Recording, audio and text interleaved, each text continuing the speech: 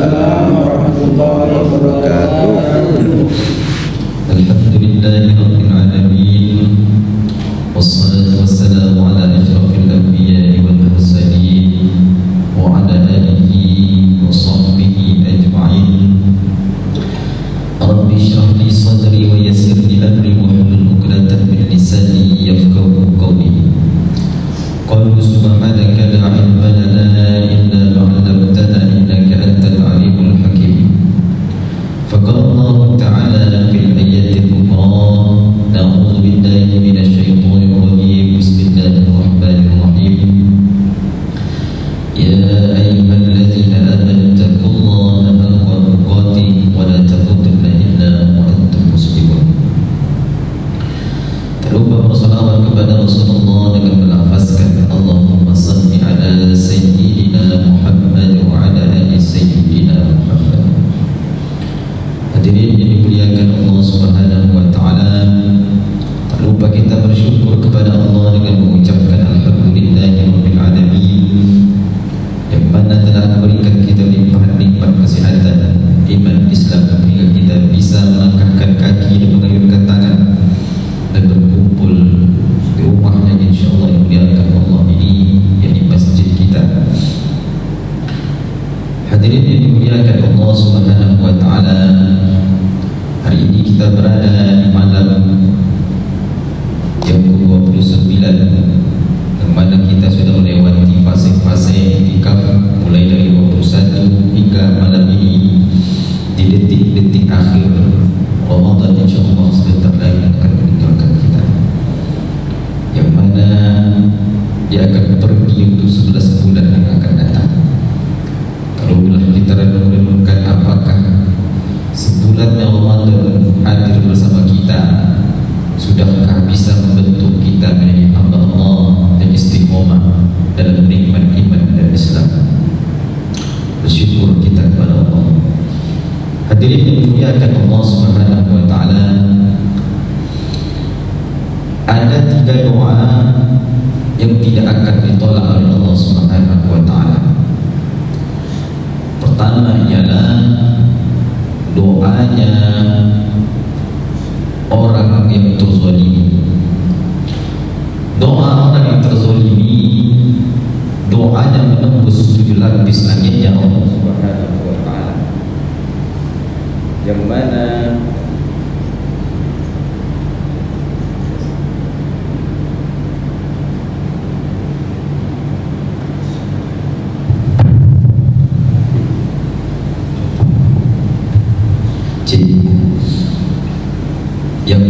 doanya tidak akan ditolak oleh Allah Subhanahu wa taala. Walaupun dia seorang non-muslim sekalipun, maka dia punya hak untuk meminta keadilan kepada Allah Subhanahu wa taala. Hari ini kalau kita banyak bermuamalah, bergaul, tentunya pasti banyak rasa tersinggung dan ketersinggungan antara satu sama yang lain. Makanya oleh karena itu yang hari ini masih memiliki salah dan silap, inilah momennya, selesaikan. Karena ketika kita berperilaku berbuat zalim kepada orang lain, berbuat zalim kepada bawahan kita, berbuat zalim kepada orang-orang yang bekerja dengan kita, maka dia memiliki satu doa, yang doa ini ketika dia mengangkat tangannya, maka langsung menembus 7 lapis langit Allah dan menggoncang arsy Allah Subhanahu wa taala. Dan perbuatan zalim inilah yang nanti akan menjahanamkan kita di hadapan Allah. Ada nanti orang yang dia dicampakkan ke dalam neraka jahanam itu bukan karena dia tidak beribadah, bukan karena dia tak salat, bukan karena dia tak melakukan amalan-amalan soleh. Dia ahli ibadah, tapi dia juga berbuat zalim kepada sesamanya. Dosa kepada Allah itu selesai, cukup kita bertaubat. Tapi dosa kepada sesama manusia yang kita zalimi takkan selesai hanya dengan bertaubat kepada Allah Subhanahu wa taala. Dan dosa inilah yang paling sering diremehkan orang hari ini. Dia sangka ini bukanlah hal yang besar,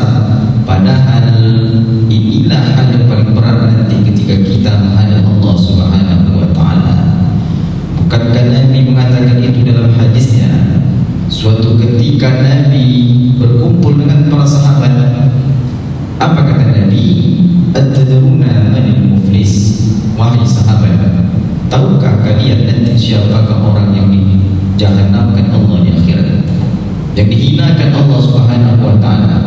Menjawablah sahabat, siapa ya Rasulullah? Siapa kira-kira menurut kalian?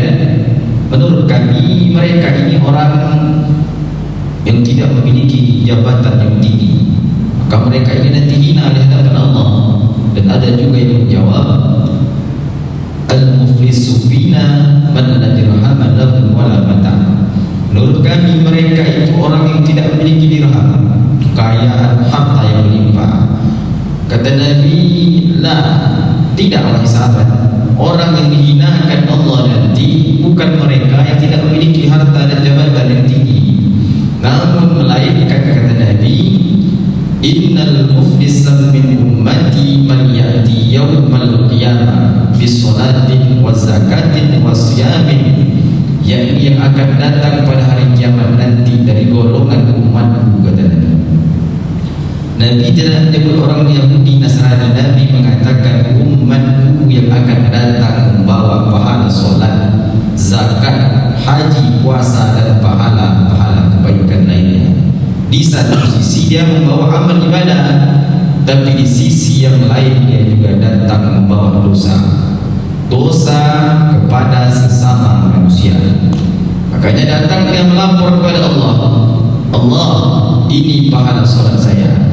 Datanglah dari arah yang berlawanan, ya Allah, dia ini memang rajin ibadah, solatnya bagus, tapi selama hidup di dunia lidahnya kasar, suka memaki dan mencaci maki orang tanpa sebab.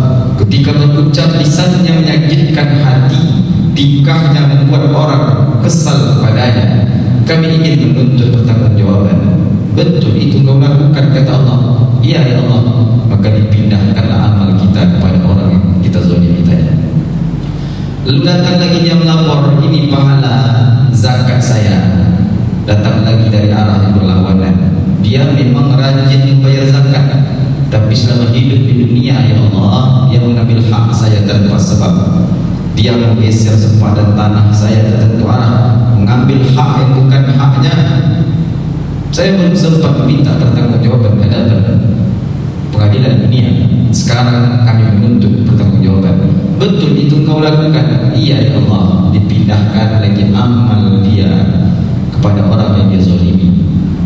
Datang lagi dia melapor, ini pahala haji saya.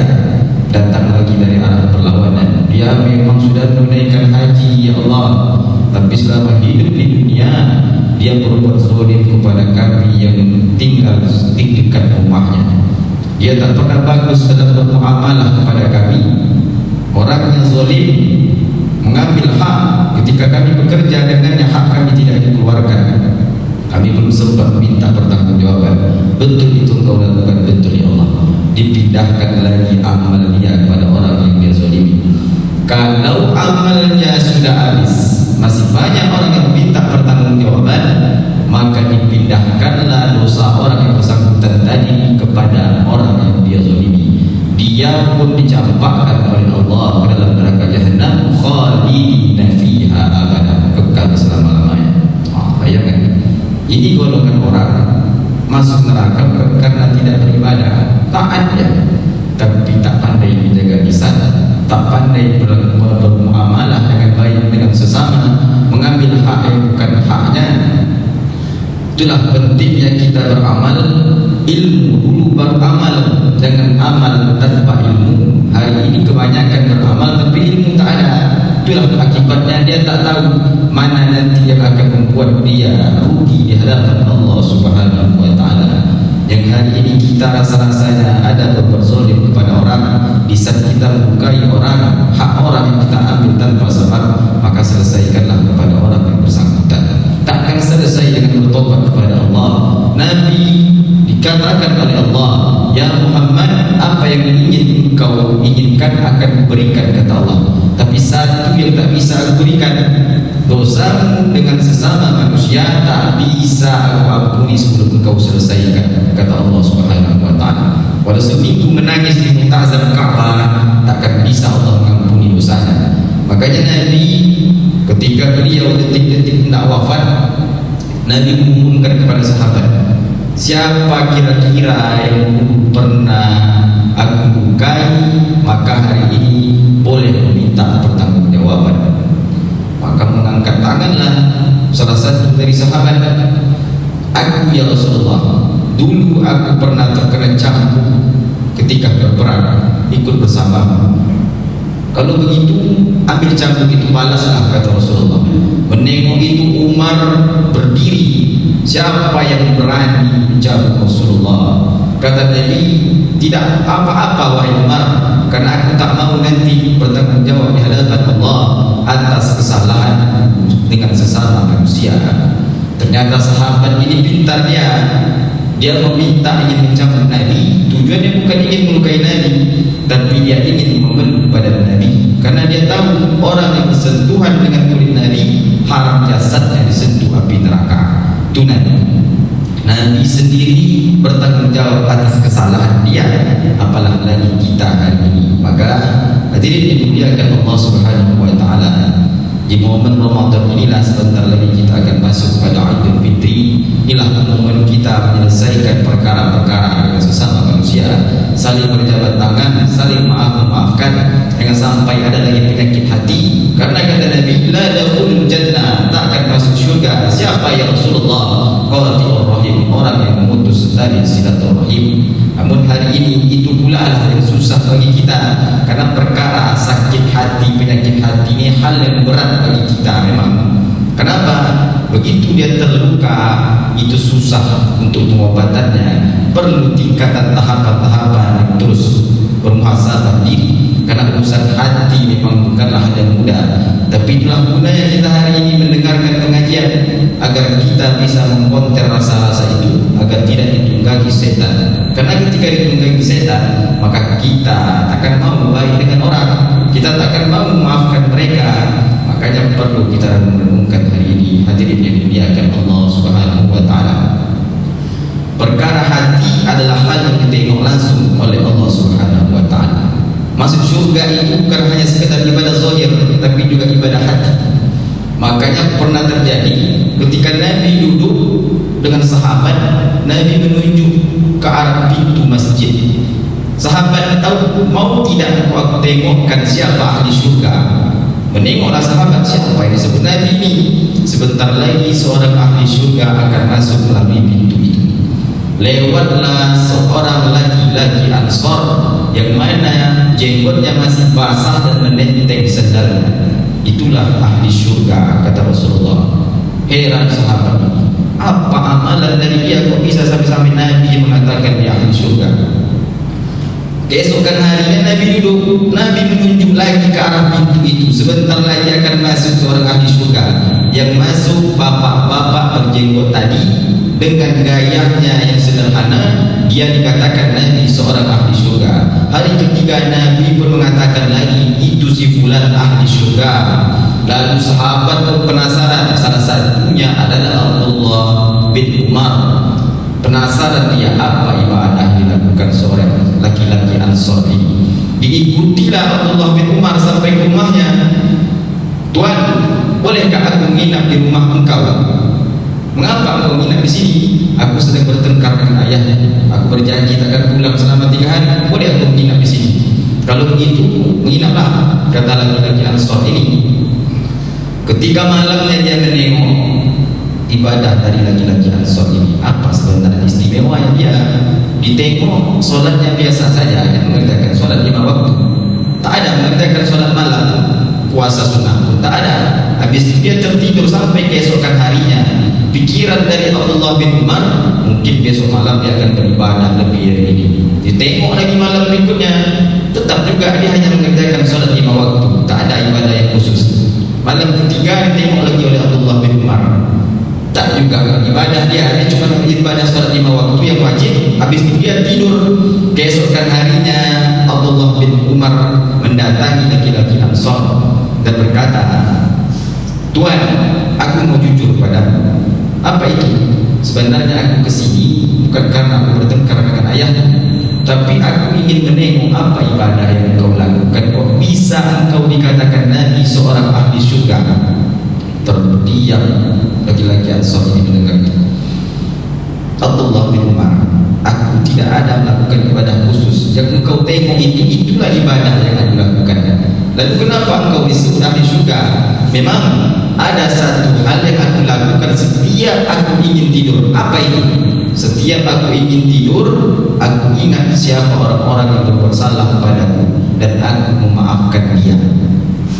Terdiamlah Abdullah bin Umar. Cuma itu yang kau lakukan? Ya, saya tidak pernah menyimpan rasa hasad, rasa dengki dengan sesama, dan aku ingat dosa mereka, aku ampuni mereka, aku maafkan mereka tanpa menyimpan rasa dendam. Ternyata itulah alasan Nabi menyebut dia seorang ahli syurga.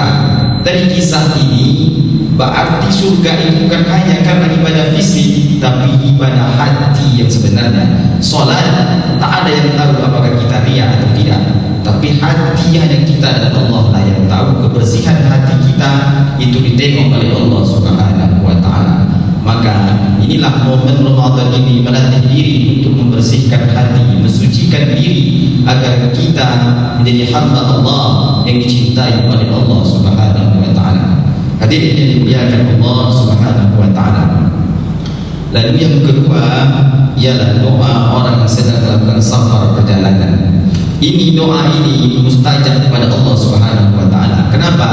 Ketika kita melakukan safar perjalanan, tentunya kita bertawakal kepada Allah. Bismillah tawakkaltu 'ala Allah la haula wala quwwata illa billahil aliyyil azim. Orang yang membaca doa ini ketika dia melangkah dari rumah, maka kiri dan kanannya digandeng oleh malaikat sampai nanti dia pulang ke rumah, dilindungi oleh Allah Subhanahu wa ta'ala. Makanya kalau kita pergi, a'udzubika bimakatillahi tammati min syarri ma khalaq. Bismillah tawakkaltu 'ala Allah la haula wala quwwata illa billahil aliyyil azim. Bismillahilladzi la yadurru ma'asmihi syai'un fil ardi wala fis samaa'i wa huwas samii'ul 'aliim. Tiada di bumi dan di langit yang bisa memudaratkan atas perlindungan la haula wala quwwata illa billahil aliyyil azim. Ingatlah ketika kita pergi melakukan perjalanan, pergi naik pesawat, ketika pesawat terbang, kita cuma satu pilihan yang bertawakal kepada Allah. Ketika terjadi sesuatu, kita tak bisa lari kemana-mana. Ketika ada goncangan di pesawat, lidah akan spontan mengucap kalimat Subhanallah walhamdulillah wa la ilaha illallah Allahu akbar.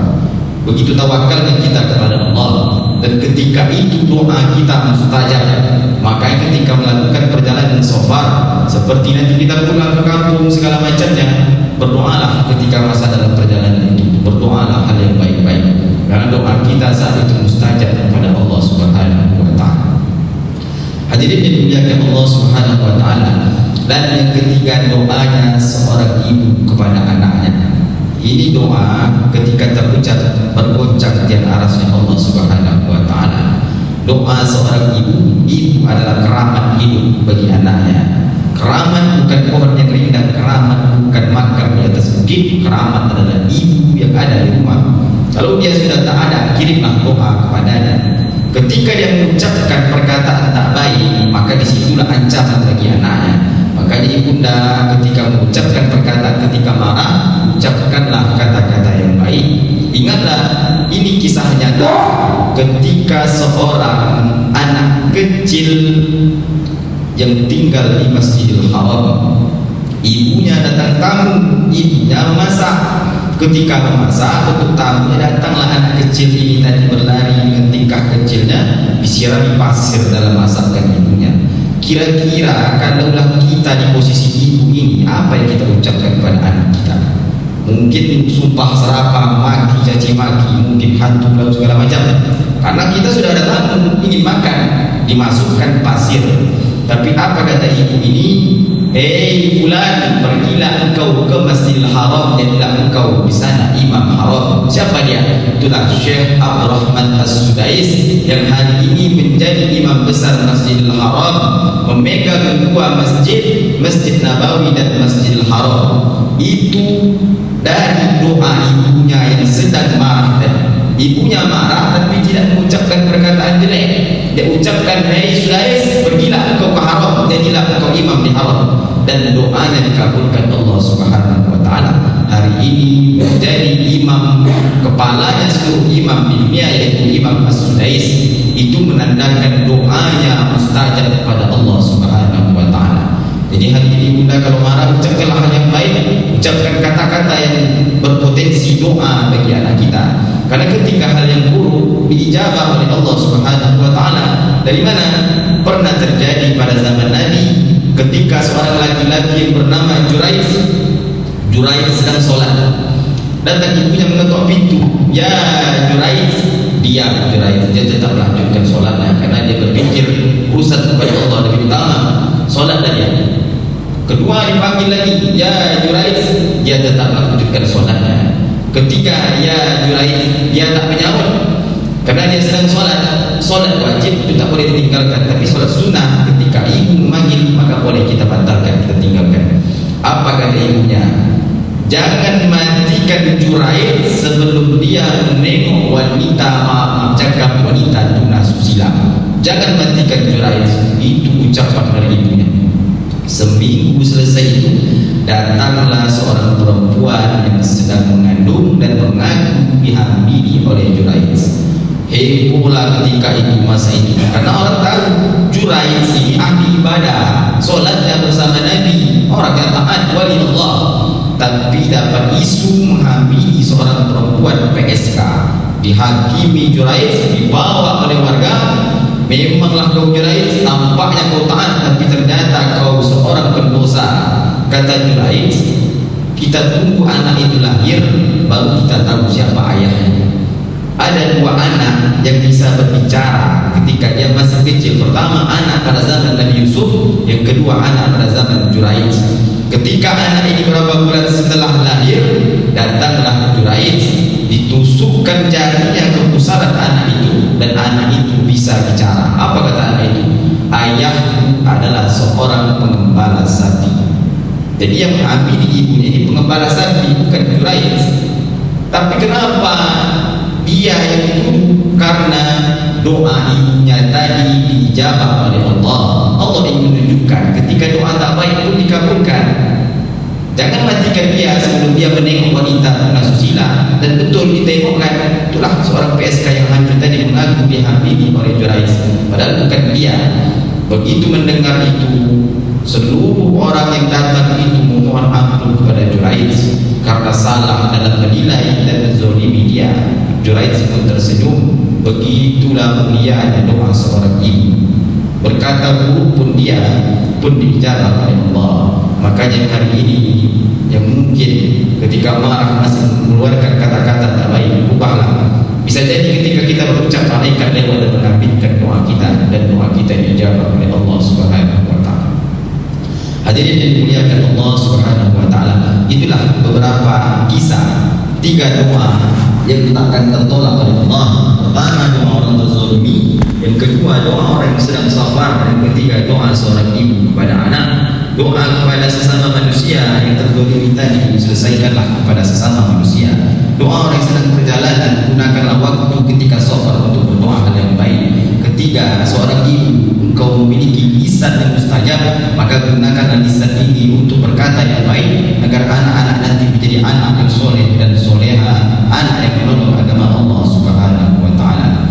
Hadirin yang dimuliakan Allah Subhanahu wa taala, mungkin demikianlah beberapa pembahasan singkat yang bisa kita ambil iktibar pelajarannya dan bisa kita amalkan dalam kehidupan sehari-hari. Selanjutnya akan kita lanjutkan dengan sholat sunnah. Yang pertama kita akan kerjakannya 8 rakaat, yakni sholat sunnah taubat dengan niat usolli sunnatan taubat rakaataini mahmuman lillah ta'ala. Lalu 4 selanjutnya nanti akan kita lanjutkan insyaallah dengan sholat sunnah tasbih dengan 4 rakaat 2 kali salam dengan niat usolli sunnatan tasbih rakaataini mahmuman lillah ta'ala. Kira-kira ayahanda dan ibunda sudah paham cara sholatnya kan? Jadi kita tinggal melaksanakan saja 4 rakaat 2 salam akan kita kerjakan, dan 2 selanjutnya kita tutup dengan sholat tahajud nantinya dengan niat usolli sunnatan tahajud rakaataini